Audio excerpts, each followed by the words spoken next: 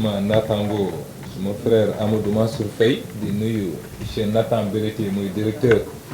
des opérations de la Banque mondiale fii ci Sénégal di nuyu secrétaire généraux ñi fi teewal yeneen ministres yi ak directeurs généraux yëpp di leen sant ci seen teewaay tey nag dañu daje fii di signer maanaam ñeenti accord mu toll ci 495 millions de dollars muy suñu ko xayma ci suñu xaalis muy CFA lu weesu maanaam 272 milliards 250 millions de francs CFA muy lu weesu maanaam ñaari téeméer ak juróom-ñaari fukk ak ñaari milliards francs CFA mu teg ci ñaari téeméer ak juróom fukk millions francs CFA donc lu weesu ñaari téeméer ak juróom-ñaari fukk ak ñaari milliards moom la ñeent accords yi ñu fi signé tey maanaam donc la jar ñeent accords yooyu nag mu ngi concerné bu ci njëkk benn accord bu dem ci wàllum électricité muy ci wàllum courant bi muy PADAES boobu mu ngi toll ak juróom-ñetti fukk ak ñaar milliards ak lu teg projet boobu day gën a yokk maanaam kaaraange ci réew mi mais surtout ci lu ñuy wax électrification disons donc ci installation publique yi yooyu nag muy lu am solo ci wàllum système solaire surtout mais ñu koy gën a jagleel surtout population yi nga xam ne Sénégalais yi ñoo dëkk maanaam donc ci biir réew mi ci monde rural bi nga xam ne pour yóbbu fa électricité maanaam du yomb bu baax a baax beneen projet bi muy projet maanaam donc connectivité ci zone de production maanaam ci wàllu tali la ak yoon la ñuy donc signé boobu ci tolloo ak ñaari téeméer donc millions de dollars muy nekk téeméer ak fukk milliards francs CFA suma collègue Mansour wax na ko léegi ci wolof projet boobu aussi donc am na yoon yu am solo yi nga xam ne moom la concerné moo nekk surtout ci biir réew mi muy ci wàllu bassin arachidier bi mais surtout maanaam aussi ci nord pays bi pour désenclaver maanaam ñëpp ñi nga xam ne dañu soxla dem ak dëkk ci entre zone de production yi troisième projet bi muy ci wàllum njàngale la nekk ci wàllum njàng muy 55 milliards francs CFA muy c'est-à-dire juróomi fukk ak juróom milliards ci suñu xaalis pour ñu jagleel ko maanaam pare suba pour xale yi ci wàllum njàng mi donc projet boobu tamit moom la wund beneen projet bi muy bu mujjël bi maanaam quatrième projet bi ñeenteel bi muy benn projet bi nga xam ne dañu ko jaglal disons région sud yi muy région Casamance yi muy région de Casamance région de Ziguinchor ak région de Ziguinchor autant pour moi région de Kolda ak région de Sédhiou lu toll ci ñaari fukk ak ñeent ak lu teg donc milliards de francs CFA loolu it day ñëw pour yokk surtout mën-mën yi nga xam ne maanaam gouvernance locaux yi muy mairie yi ak ñëpp ñi nga xam ne ñoo nekk ci gouvernance yooyu ci la ñuy liggéey donc ñu leen ci sant ci projet boobu globalement mu yokk kaaraange aussi région boobu projet boobu loolu la wundu mais nu ma pare nag ginnaaw sant ma maanaam Nathan Belletti surtout di ko yóbbante ci tout le président de la République mu yëgal ko le président donc David Malpass ci lépp li nga xam ne mu ngi koy def effort ci suñu réew pour jàppale Sénégal jëmale ko ci développement bi ak koom-koom bi maa ngi leen di sant di leen gërëm asalaamaaleykum. Merci. Monsieur le ministre des Finances ba ñu dalalee tey fii ci sa locaux ànd ak le directeur des opérations de la Banque mondiale suñu xarit Nathan Belletti ak ñu fi teew ñëpp pour bés bi nga xam ni bés bu rëy la ci wàllum yoon parce que dañuy signer benn projet boo xam ni lu toll ci 200 millions de dollars américains ñuy jagleel Sénégal pour def benn programme bu ñu tuddee programme d'amélioration de connectivité dans les zones de production agricole du nord et du centre loolu nag danañ mën a permettre di defar ay yoon yu bëri surtout ci région de Kaolack ak région de Kaffrine boole ci aussi la région de Thiès su ma tënkee rek du jublu ci région de Kaffrine boole ci région de Kaolack am na yoon boo xam ni dafay jóge Mbirkilaan dem Maabo dem Sinthiou Wanaar dem Touba Saloum am beneen bu jógee Mbirkilaan dem Jaamal loolu bu ñu ko tëkkee ci ñeent fukki kilomètres la ak juróom-ñett am na beneen yoon buy jógee Guinguinéo dem jóge Kahone dem Guinguinéo jaar Mbos yegg ñibbi pour 53 kilomètres am na boo xam ne day jóge ci frontière Gambie dem Makka Guy jaar Saly egsi ba Koungheul jóge Koungheul dem Touba Alimende muy 45 kilomètres jóge Touba Alimende jaar Lour jóge Ribo Escale fële Payar 54 kilomètres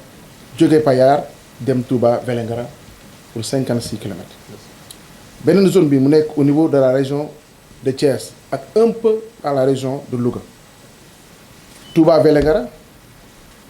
foofu Touba Vélingara jaar Vélingara Ferlo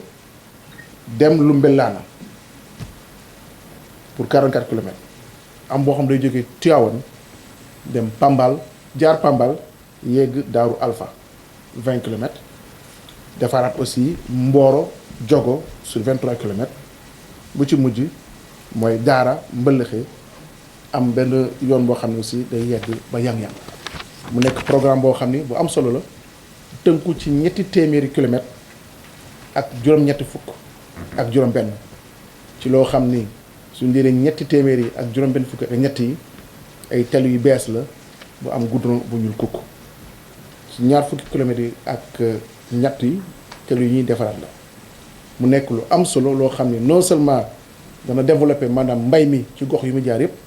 waaye dana yombalal dem bi dikk bi ci dëkk yooyu nga xam ni yoon dafay jaar tali yooyu aussi buy ñëw dana am yeneen liggéey yu mu ciy indi ci wàllum santé dana defar ay poste de santé dana defar ay école waaye aussi dana defar ay forage pour yombalal askan bi ci problème yooyu nga xam ni généralement moom la ñuy jànkonteel programme bi dina dimbale ministère bi ci yeneen programme ANASER sécurité routière dem ba nga xam ni luy indi maanaam fexe ba accident di wàññeeku et cetera loolu bu ñu gisee dañuy xam ni programme bi dafa dugg ci gis-gisu président de la république ci wàllum plan Sénégal émergent nga xam ni infrastructure dafa nekk priorité pour président de la république donc dañuy sant bu baax di gërëm la banque mondiale seen taxawaay parce que am na beneen projet bu amoon bu tuddoon PATMUR am wàll bu am solo ci Dakar waaye su defal yoon boo xam ni dafay jaar ci ñaay yi yegg ba Gànjool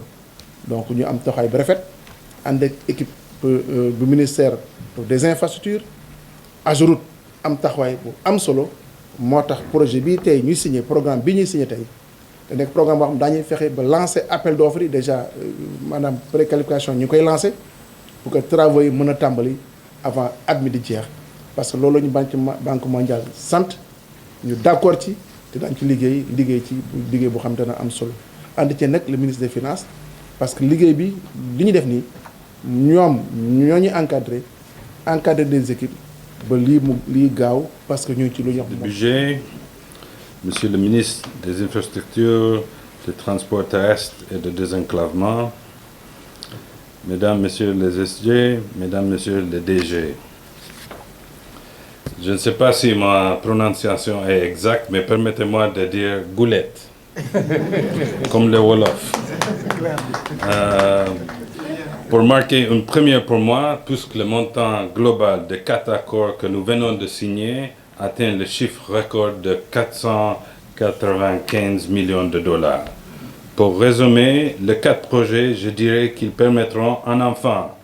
que nous appellerons Maguette, prénom qui est l'avantage d'être féminin et masculin, d'étudier dans les conditions décentes, notamment sous une lumière électrique, pour réaliser des activités économiques et dont les parents pourront mieux accéder au marché porteur grâce à la connectivité routière. C'est donc pour Ondokores, à la fois mon neveu et ma nièce en Sérère. Donc c'est pour Ondokores Maguette et pour plus de 600 000 autres enfants et jeunes que la Banque mondiale a financé pour 100 millions de dollars le projet d'appui pour la performance du système éducatif dont l'objectif est d'améliorer la qualité, l'équité, l'accès dans le secteur de l'éducation. Ce projet se veut transformateur avec des innovations comme le développement d'une approche d'apprentissage hybride ou open school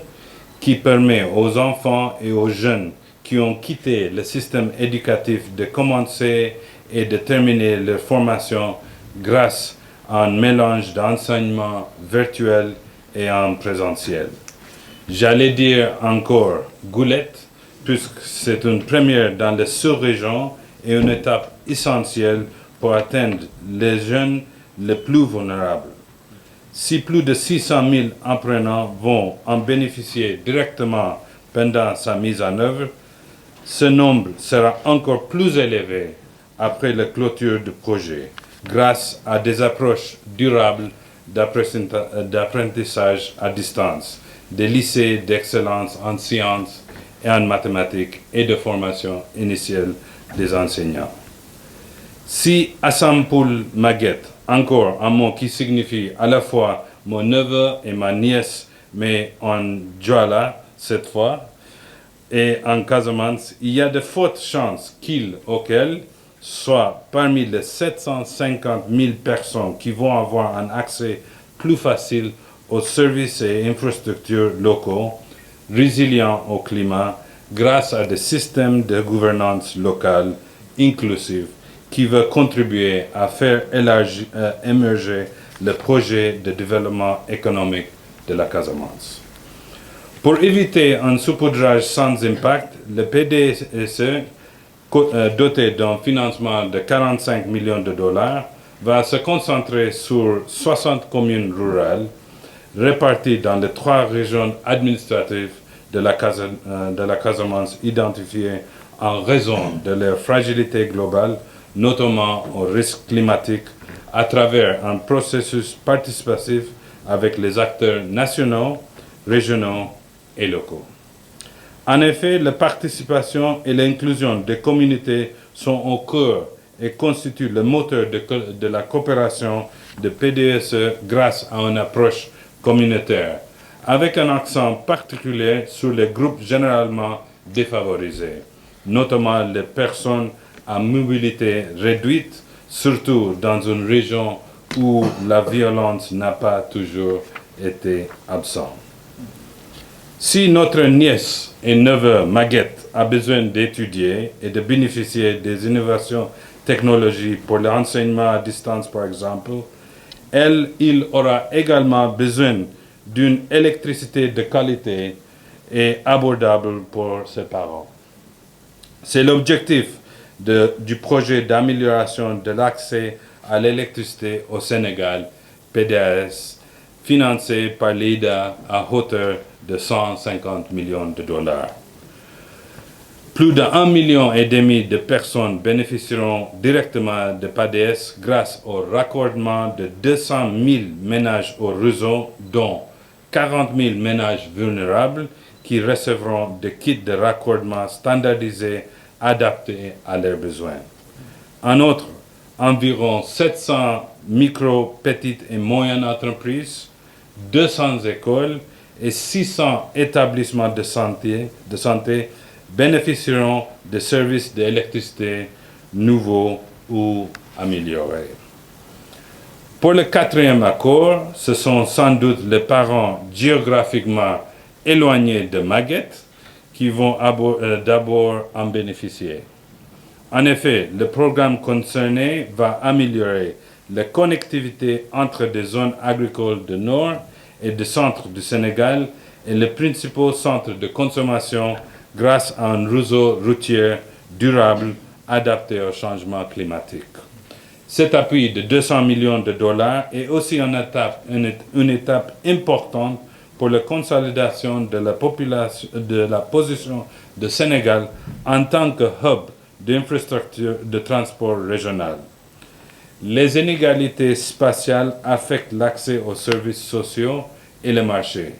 Nous pensons que l'amélioration de la connectivité routière est primordiale pour soutenir le développement économique et social du pays, et principalement dans les zones de production agricole et rurale confrontées à de grandes difficultés d'accès aux services de base nécessaires au développement du capital humain que sont la santé et l'éducation. Si je me suis exercé à m'exprimer en utilisant 4 termes de langue nationale du Sénégal dans ce discours,